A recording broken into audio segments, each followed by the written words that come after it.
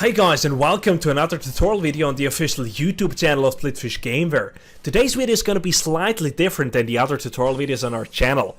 That's because I won't talk about the Fragifix Piranha or the Fragifix Shark for the PlayStation 4. For those of you who are very new on our channel, both the Fragifix Shark and the Fragifix Piranha are two Sony officially licensed mouse and nunchuck controls for PlayStation systems.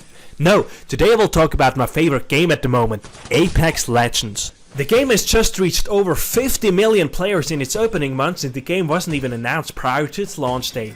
So for those of you who never played Apex Legends before or started watching this video because they want to start playing this game, you're in the right hands.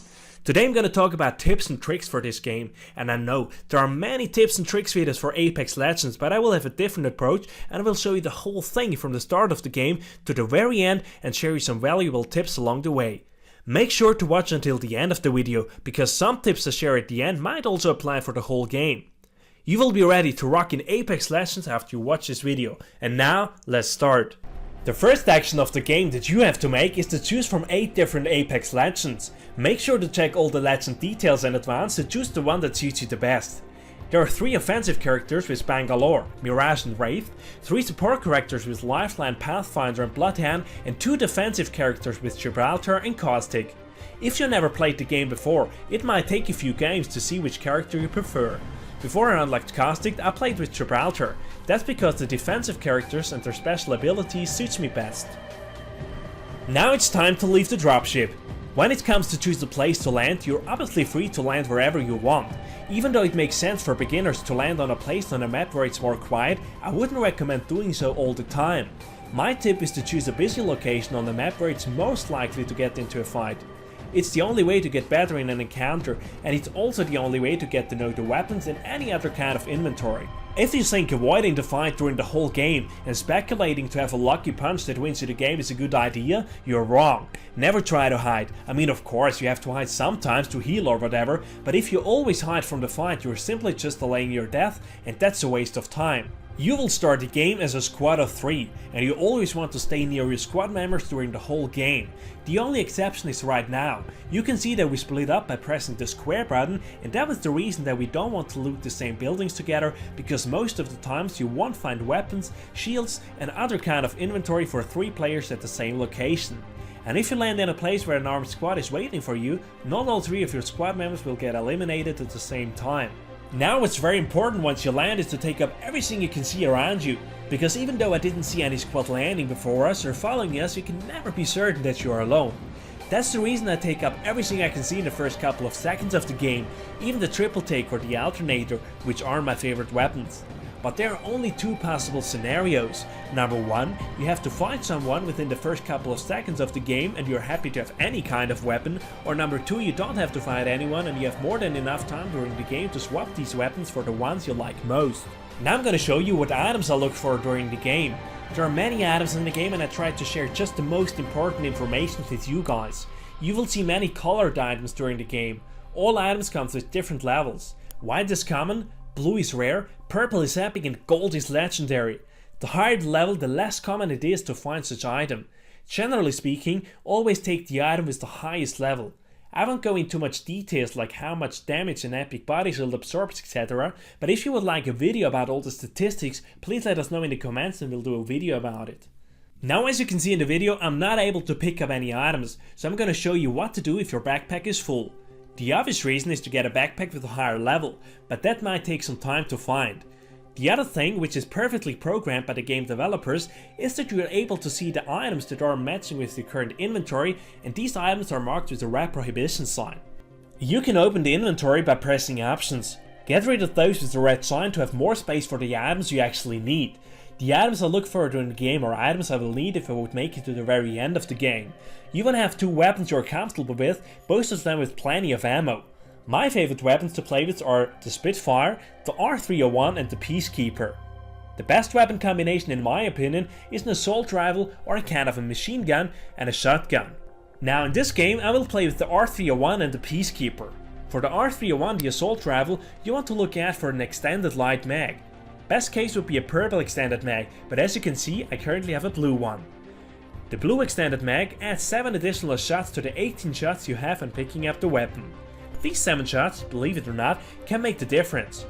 You can find two kinds of extended mags on the map, light extended mags and heavy extended mags. And as the name implies, you can use those for light and heavy weapons. Look out for optics if you prefer to play with optics. There are 10 different optics and 4 of those work with every single weapon. The sniper among you can choose between 5 different optics. Another thing to look for is the shotgun bolt. The shotgun bolt increases the fire rate of your shotgun. Another attachment for light machine guns, submachine guns and assault rifles is the standard stock. Additional to the standard stock there is the sniper stock, which of course works with the sniper rifles. The only difference between the standard and the sniper stock is the weapons they're used on. The stock attachment makes it faster for you to raise and lower your weapon, and that means you're able to swap your weapons faster.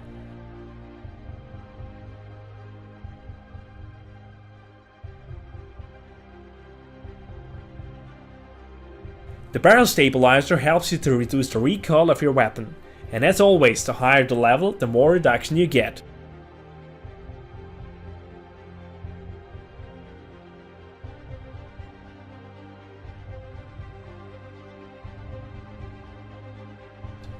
There are 4 more attachments for your weapons, and I'm gonna explain them real quick. The precision choke can be used with the Peacekeeper and the triple take. It's a rare item and it reduces projectile spread.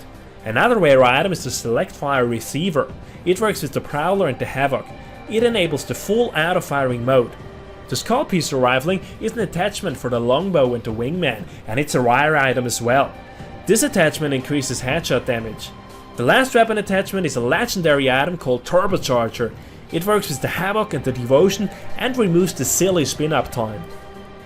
Now let's move on to some other very important items.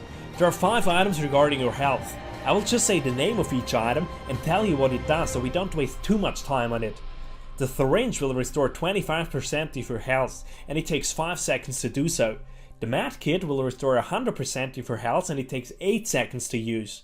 The shield cell will undo 25% of your shield damage and it takes 3 seconds of your time. The shield battery will recharge your full shield and takes 5 seconds to complete. The Phoenix kit is a rare item and it will restore your health and your shields at the same time. It takes 10 seconds to do so. You will see me use some of these items during the game and I will explain to you when to use which item. Another item to mention is the Ultimate Accelerant. Most of the people don't know its purpose and how to use it. You just have to open your inventory and press X on the Ultimate Accelerant and it will restore 20% of your ultimate ability. It takes 7 seconds to do so. And now that I shared all the items and what they do with you, it's time to focus on the game and all the gameplay tips and tricks. What you can see here is me taking a look over the whole valley just to see if something's moving. You don't need a sniper rather than optic that has zoom on it to see movement. It's pretty easy to spot enemies that are moving because anything else on the map is rather quiet. If I see someone, I have the advantage and can prepare me and the squad for a fight.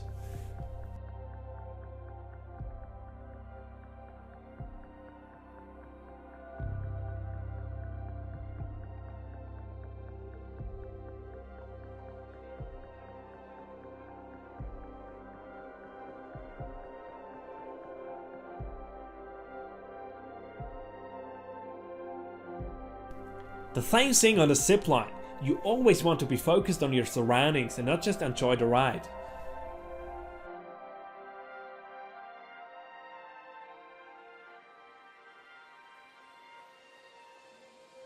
Even though you're happy with your current inventory, you should not stop looting during the whole game. You might come across better items and you always want to have the upper hand in a fight. Now this is very basic information, but this Apex guide covers everything. On the upper left corner of your screen you can see the part of the map you're currently at. Right now we're outside of the ring. If we're outside of the ring and don't get back to the ring in time, we will eventually be killed by the toxic gas. Even though we have another 3 minutes to get to the ring, the sooner the better, because if you will come across another squad and have to fight outside of the ring, it will get very stressful. As long as you're in the ring, that's one less thing to worry about. I hear shots and see that one of my squad members got hit and that he shoots back. Now I have the advantage. They don't know where I am, let alone know that I'm here. On your way back to my squad I prepare my ultimate, which is a Nox gas grenade. The Nox gas can kill the enemy if he stays inside the clans for too long. They also lose clear vision, which is perfect to keep them busy for a little while. As soon as I saw them, I threw the grenade and opened the fire. Then I disappeared behind the bush to have some cover, and as you can see, instead of reloading my R301, I changed to the Peacekeeper. It's much faster, especially because I have a level 3 stock on my R301. As soon as my shield was shut down, I threw a grenade to keep them busy for a while in order to have enough time to restore my shield.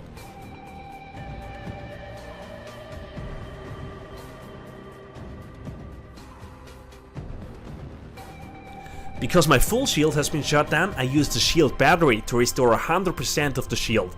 Now I'm ready for the fight.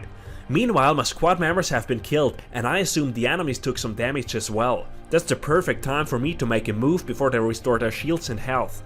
One of my squad members still has a visual on one of the enemies and tells me their location by spotting them. It's still possible to spot enemies whilst being in knockdown mode.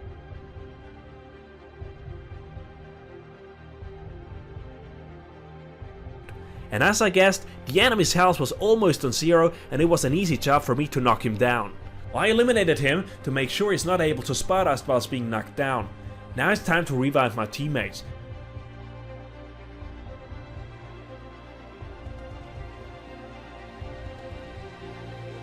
And as you can see, right about when I wanted to revive the second one, an enemy appeared. I speculated that there was enough time to revive the second teammate, and it was the right decision, because Race didn't stand a chance against the 3 of us.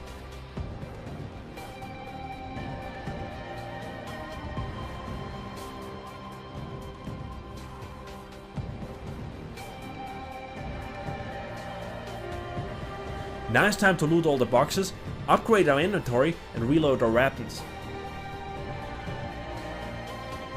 Now when it's getting closer to the end of the game, you want to make sure to go inside the ring as soon as possible.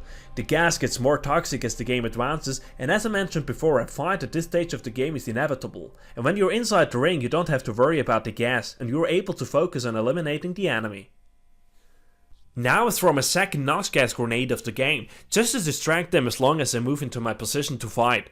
Even though most people don't like Caustic and think he's weaker than the other Apex Legends, he can be very helpful. His gas traps can be used to block the door, but they have to be placed inside the door. This way it's less likely to get attacked from behind. The next fight is pretty simple as well. It's a 2 vs 2 scenario, and those of you who play with a Shark or Piranha know how precise you can be, so it's a pretty easy job. The same as before, I changed the weapons during the fight because it's much faster than reloading. As you can see, my timing with the Peacekeeper is miserable, and the enemy crawls away, but the most stupid thing you could do now is leave your cover just to finish him off. That's why I placed another gas trap and get back to my teammate to revive him. Meanwhile, the other enemy tried to crawl away as well, but went straight into my gas trap, and I killed him effortlessly. Now there's another opportunity to upgrade my inventory, and I take it thankfully. Unfortunately, our other teammate got killed, because he didn't make it into the house, and as much as I want to recover his banner, the time isn't right to do so. The ring closes in 12 seconds, and I have to be ready to move into the ring as fast as possible.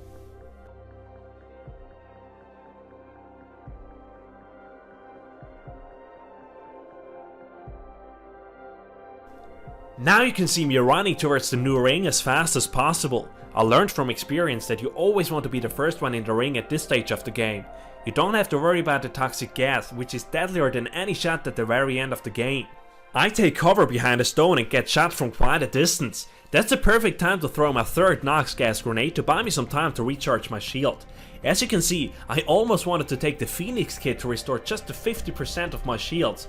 Don't you ever do that, because it's a complete waste. As long as only your shields took the damage, you want to recharge it with either some shield cell or a shield battery.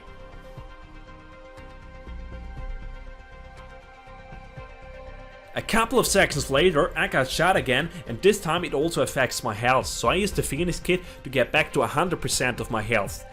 When you're using the Phoenix kit or any other kind of healing item, you want to make sure to look around whilst healing up. If an enemy sneaks up, you're still able to cancel the healing process and fight back. And that's all you need to know about the game Apex Legends. Practice makes perfect, and you will be crowned as champion very soon. Thanks for listening to us, and until next time, goodbye.